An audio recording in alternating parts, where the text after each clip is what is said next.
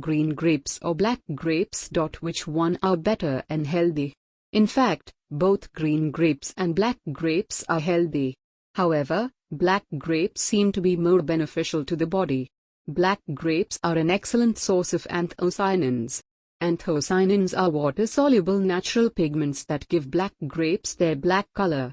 Anthocyanin is also a natural antioxidant, and its antioxidant capacity is 50 times that of vitamin E and 20 times that of vitamin C. Anthocyanins are known mostly for its direct effects on aging.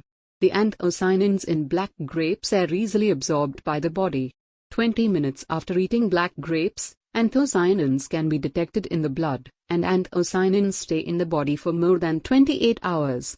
Compared to other grape varieties, green grapes have excellent antiviral properties. Green grapes contain natural polymerized phenol, which will combine with proteins in viruses or bacteria after being absorbed by the body, making them lose the ability to infect diseases. In addition, green grapes contain a lot of vitamin B12, which is the anti-anemia vitamin, promoting the red blood cell function.